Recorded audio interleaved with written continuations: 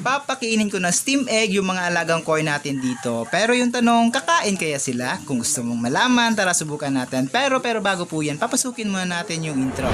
Yo, what's up guys? Another day, another fish video na naman po tayo. At sa video na to, tara samahan niyo ako dahil alam kong namimiss nyo na itong mga alagang koi natin dito kasi medyo naging busy tayo nitong mga nakaraang buwan na pagpapadami nitong mga balon mohuli natin dito. Kaya ayun, eto, samahan niyo ako dahil magpapakain tayo sa kanila at meron ako i-share sa inyo about dito sa pagkain ng ating mga alagang koi. Kaya ayun, tara!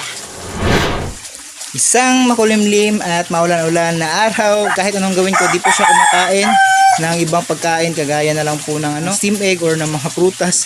Yung kinakain niya lang talaga ay pellets. Parang pumapayat yung iba, wala ko lang sakit, napakasimple lang ito. Yun.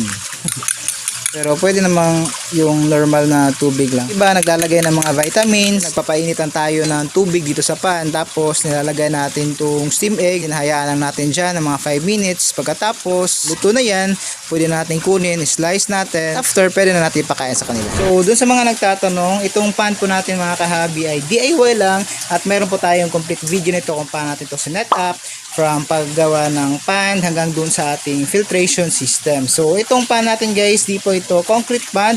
Ito po ay isang trapal pan lang. Kung gusto niyo din yung may mga frame, meron din tayo dyan na may mga frame na kahoy na koi pan. Iba-iba po yung setup ng filtration natin or ng pan natin. Meron din tayo nagawa na naka bottom drain.